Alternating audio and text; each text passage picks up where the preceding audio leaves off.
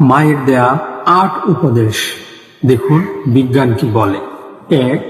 মা যা বলে, বাইরের খাবার একদম খাবি না, শরীর খারাপ করবে।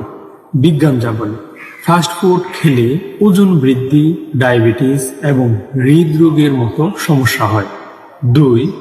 মা যা বলে, জোরে জোরে পড়, তাহলে পড়া মনে থাকবে।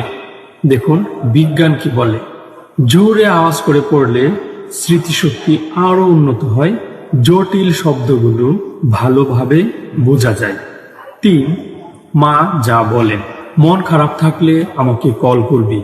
দেখুন বিজ্ঞান কি বলে, মায়ের আওয়াজ শুনলে মস্তিষ্কে অক্সিটোসিন হরমোন নিঃসৃত হয়, এতে সন্তানের মানসিক চাপ লাঘব হয়। 4. মা যা বলেন, বেশি রাত জাগিস না, দ্রুত ঘুমিয়ে যা। দেখি বিজ্ঞান কি বলে, দ্রুত ঘুমানো স্বাস্থ্যের জন্য ভালো, এতে বিভিন্ন রোগের ঝুঁকিও কমে। 5. মা যা বলেন, পুজো হয়ে বসিস না, সোজা হয়ে বস। বিজ্ঞান যা বলে, বেশি সময় পূজা হয়ে বসলে শরীর দুর্বলতা এবং শ্বাস প্রশ্বাসের সমস্যা হয়। 6. মা যা বলেন, সকালে না খেয়ে থাকতে নেই, কিছু খেয়ে নে।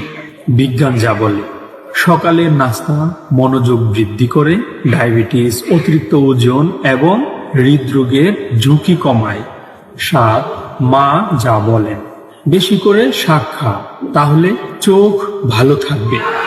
বিজ্ঞান যা বলে, শাকে নানা ধরনের অ্যান্টিঅক্সিডেন্ট থাকে যা চোখকে সুরক্ষিত রাখে। 8. মা যা বলে, ঘুম থেকে যত সকালে উঠবি ততই ভালো। বিজ্ঞান যা বলে, দ্রুত ঘুম থেকে উঠলে ত্বক ভালো থাকে, মনোযোগ বৃদ্ধি পায় এবং ঘুমও ভালো হয়। মায়ের কথার সাথে বিজ্ঞানের কথাগুলো একদম মিলে যায়, তাই নয় কি? ধন্যবাদ সবাইকে।